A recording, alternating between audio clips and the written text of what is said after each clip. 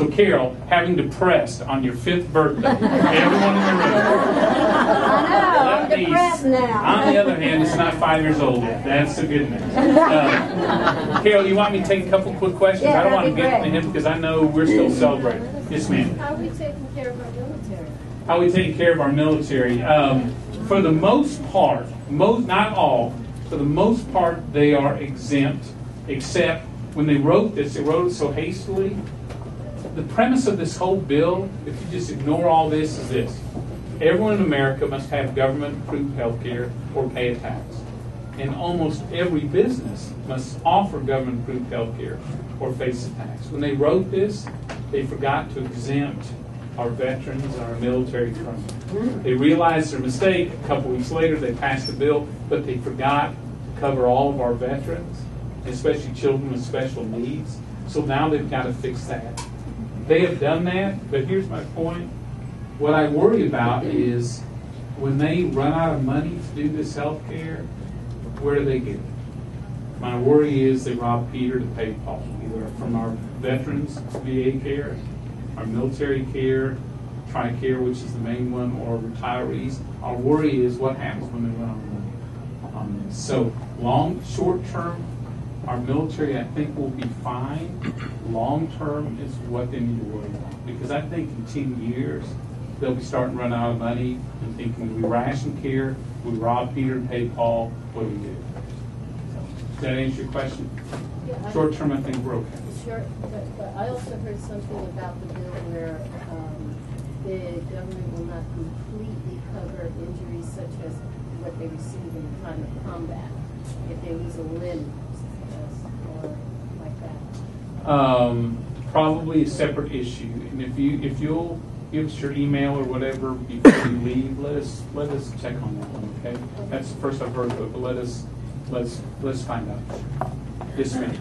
Guys, Karen, you want to come up and help me pick questions?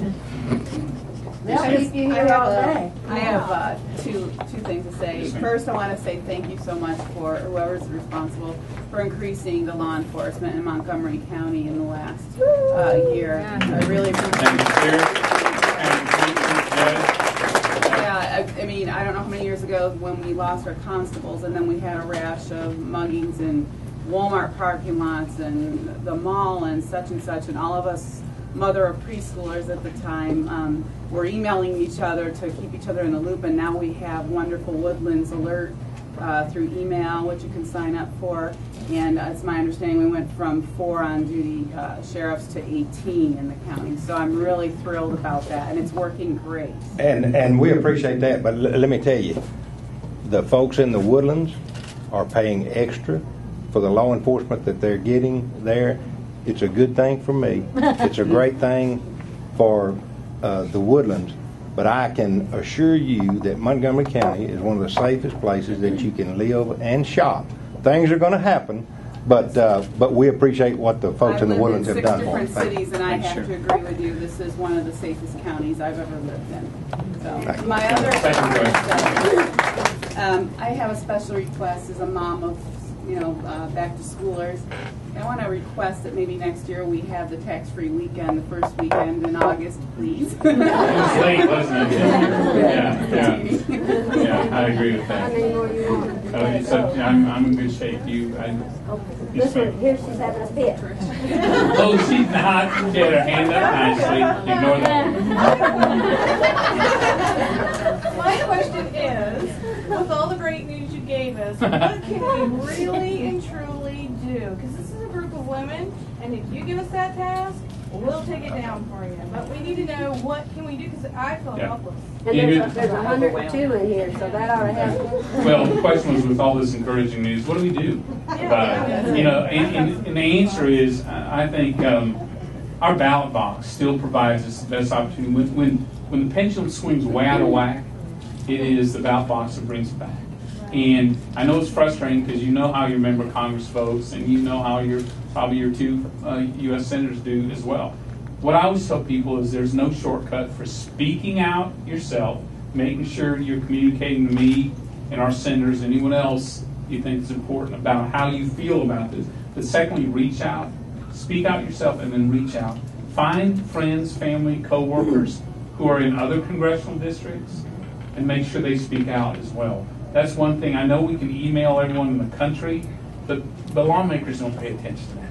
They pay attention to phone calls and people in their district. So reach out. Just think, who do I know that's in some other district in the Houston area that can speak out? You know what I mean? And insist we get a different reform in healthcare, or insist they fight for our energy jobs by ending the moratorium. So speaking out, reaching out, and there's no substitute for it. That's why I think lawmakers who got too arrogant and weren't listening, why people like Arlen Specter and others pay the price at the ballot box, our people are insisting that they be listened to. You know what I mean? To watch them be accountable, that they live under the same rules everyone else does in America. And so there is no shortcut to that. Does that make sense? Yeah, because otherwise it was a shotgun for me. So. Yeah. Yes, ma'am. I'm going to ignore that. Yes, ma'am. With the tax bomb that's coming Yeah. in January, is there any hope for legislation at the end of the year to help with that? Yeah, the question was with the tax bomb looming, is there any legislation to help that? Yes, there is. And all tax legislation starts in the House, starts in Ways and Means Committee that I serve on. The problem is, I don't think our Democrat leadership, Speaker Pelosi, I don't think they know what to continue and what not to.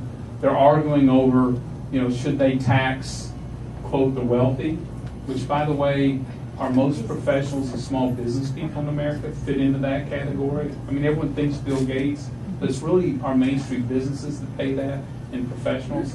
They don't know if they want the death tax to spring back to life. A good number of them do, which is very damaging. So I think they're going to try to do something either in September before the election or in that lame duck session afterwards to resolve the tax issue. If they move ahead of the election, my guess is that tax bomb won't go off. If they do it after the election and they're no longer held accountable, I worry about what they're going to do then, because then it's just easy to vote to tax people. But I can tell you, on that deficit, you can never tax enough to balance the budget. Literally, this year we could double everyone's taxes in America and still be running a deficit. The only way you can do it is to control spending.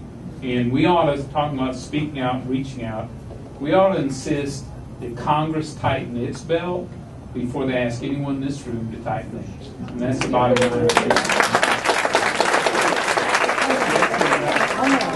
Yes, ma'am. Why doesn't Congress have to have a budget? You're saying that they didn't have a budget. I know. What's the question? I mean, everybody has to work on a budget in Duh. any kind of business. The question is, how can Congress not have a budget? That's a great question. Why don't we? By law, it's not required. And this year, honest to goodness, I'm not kidding you, it is the strangest environment I've ever seen. They decided that, the powers that be decided that they didn't want to take any more tough votes before the November election. So they're not only not doing a budget, which, by the way, a budget lays out your priorities as a country and your financial situation ahead of an election. So you and I get to see how your lawmaker feels about the deficit, the debt, the spending, what your priorities are. They didn't want to do that. So we literally have no budget. They picked 5 numbers out of the air and said, these are the numbers we're going to use after we get back after November and the lame duck. They didn't do the spending bills either. We fund our government in 12 separate bills like education and defense and homeland security, 12 of them.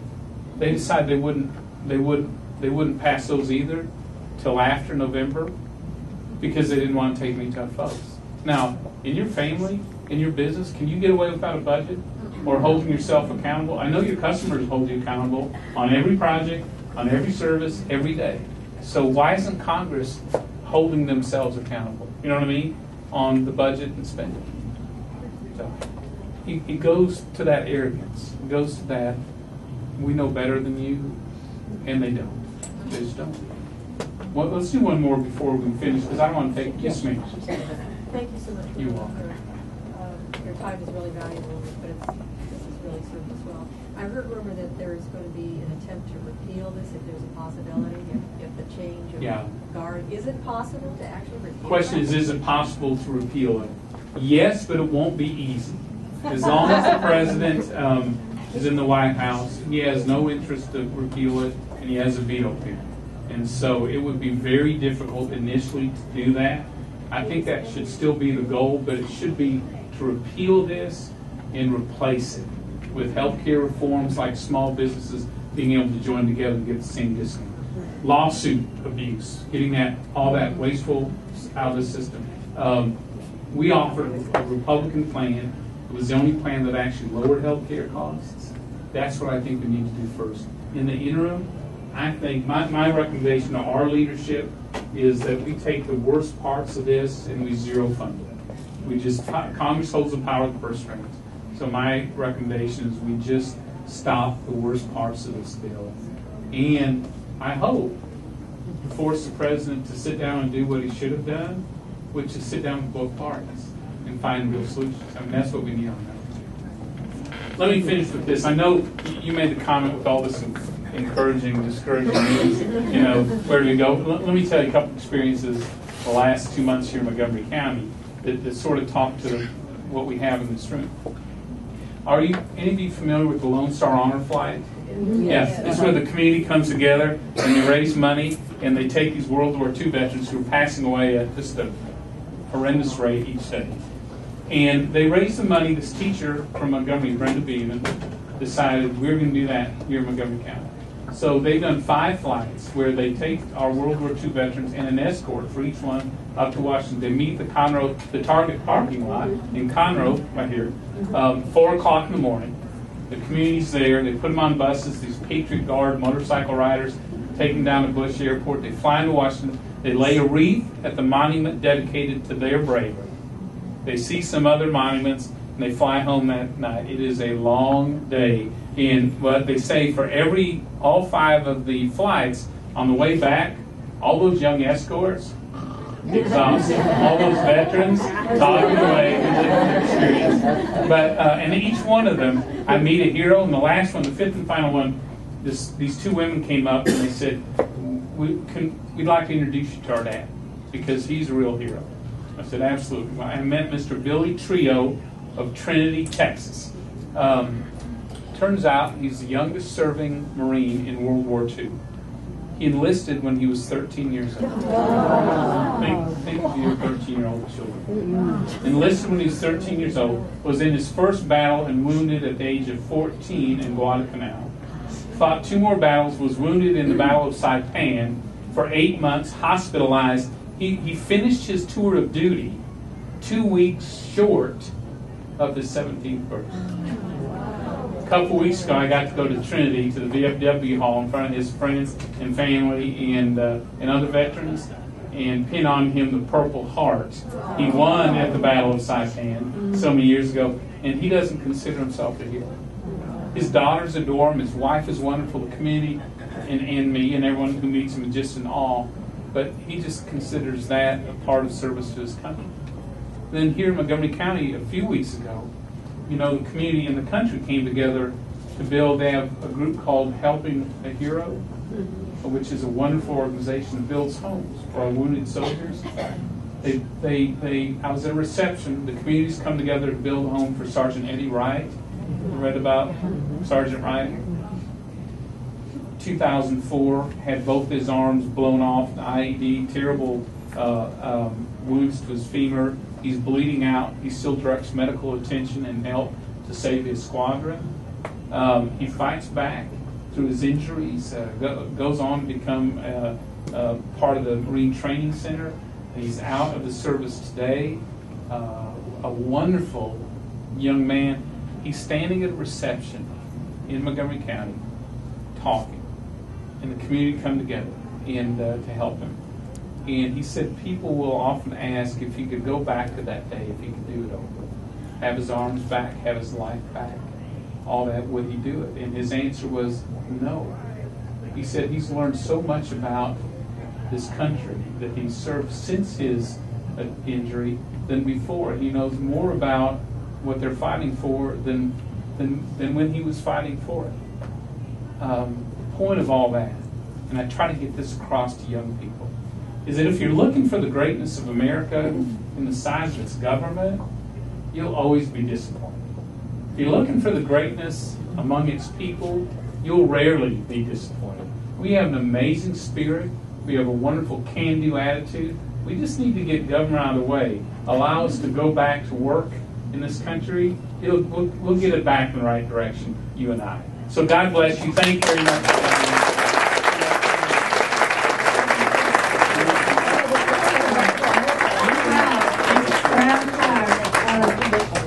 I'm very proud of this group. Seriously, it's when we started with 52 women, we just thought we were going to be 52 women networking together, and it just went bonkers.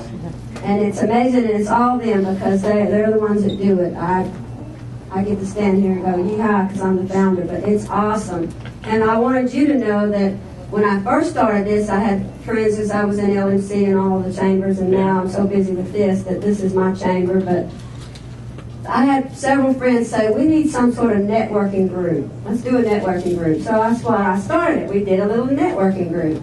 Well, now it's a huge networking group, and I was going to have a spinoff from ABWA. You know how you can do that, and we can have one in Montgomery County.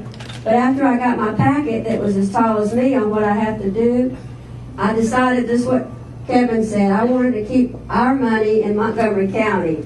So that's why it's Montgomery County Association of Business Women, and it's not a spinoff from a national business women's group that, you know, where you still have to deal with that kind of funding and so forth. So all our money stays in Montgomery County, and thanks to y'all. And I wanted to tell him a quick little deal. It was last month, I believe, the food bank had 1 week of food left.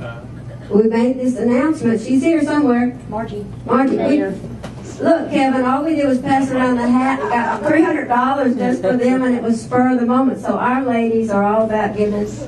We bring food to the food bank. We do this for the animals as well. And I really am glad you're here because I want to let them know that Sarah said that we could get the congressional, and you'll sign it, cookbook for our ladies' night out, which is our fundraiser. It's our big annual fundraiser. The more we make, the more scholarships. And Carolyn's our team leader, so all that money will go to help girls because the economy is really, really bad for that kind of situation right now. And that's why I hope you'll all come and you can all raffle off for more than just a cookbook, but Sarah's going to fix up something for us. We're going to raffle Congressman Brady. No. But I appreciate him coming. When we asked him, gosh, it was several months ago, and I said, hey, can you come to our birthday party, our little anniversary? Sure. Oh, Sarah. Okay. So he did. He's always willing to give of his time. That's what's so important and so special to me. And I'm glad all of y'all came. And we only have just about a few minutes that I want Donna Wick to come up and tell you about our scholarship fundraiser, because this is the last time I think we get to see these girls before our big day. And our charter members, some of them are here. Y'all want to stand up? Is any of the 52 women here that started us? There you go.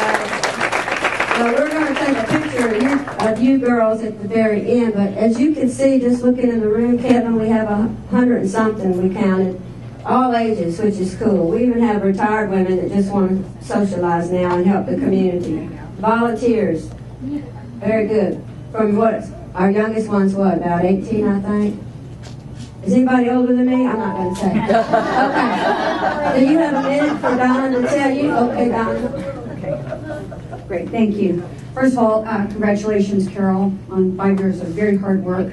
Just doing this ladies' night out has been a chore, so I can imagine 5 years of all this. So, thank you, Kevin. Thank you, Sheriff Gage. Appreciate y'all being out here. And thank you to all of you. And I love the question, what can we do? And what we can do is we can show up. We can show up for a fashion show and a dinner. And we can raise funds so we can educate women so they can go on and be leaders in our community. They can run our businesses. This is not about what's on the menu. It's not about what are the raffle prizes. It's not about who's modeling. It's about investing in each other so that we can make a difference in our community. When we see a Bonnie Hubert, we see any of our scholarship recipients, we can all take pride in that and say, she's there because I showed up. That's all you got to do. It's $45 to show up for Ladies' Night Out. And if you sign your forms, buy a ticket for a friend, and let's invest in each other. You know, networking is nothing if we're all just sitting around talking about, you know, what we're going to do. We have to be concerned with what you're going to do, and what you're going to do, and how you're going to do it. So, please, if you really want to make a difference, I'm asking you, please show up for Ladies' Night Out, and let's really get some good, strong scholarships for women of Montgomery County. Thank you. It's September the 30th. That's a Thursday from 6 to 9 at April Sound Country Club. And there will be the raffles like we usually do up here. And then there will be a great dinner. And we have several models. I know Nelda Blair is one of our models. And Marino, Nita Marino. Taylor Williams, Oh, the little diver girl. Laura Wilkinson. Thank you. Having a senior moment here, little diver girl. Hey, I have senior moments now. Okay? And we're having fashion show. The fashion's coming from Market Street. Amy Milstead with The wall, Amy. And then all of our stores from the top of 105 to Montgomery. So we're going to have a fun time. And some of the ladies have said, well, I can't come. What do I do? Well, you can contribute. You know, if you can't come, just send me a check. I'm all about the checks. Okay? And if you get a table of 10 ladies, it's $40. So, you know, you got 10, $400. You can do that. There are also sponsorships, and it's all on our website, right? That's right. Website somewhere right here. Open your email blast. It's there. And Monette Smith with Review It Magazine, she's also going to be modeling, and she's 3 months pregnant, so it'll be kind of cute. Yeah. So y'all have any questions about that? And we are just really thrilled. I'm telling you, I drove 10 hours back here now. For you, baby. My Chihuahua and me.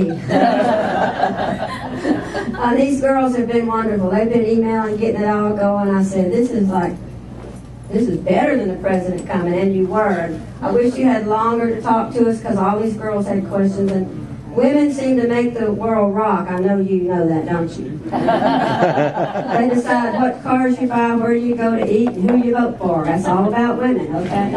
So we're women helping women, and that's what we do. So anybody got any final? Did I cover it all, girls? Are we going to let Ann a couple minutes? Oh, we should let Kevin help us cut the cake for a photo op. Can we do that? Will y'all wait? Okay. They're one. You gotta go. You got a 1 o'clock. We're fine. I don't have time.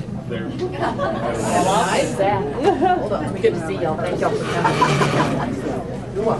That would be awesome if you would do that. All right, go. Okay, just cut, Kevin. Just cut, Kevin.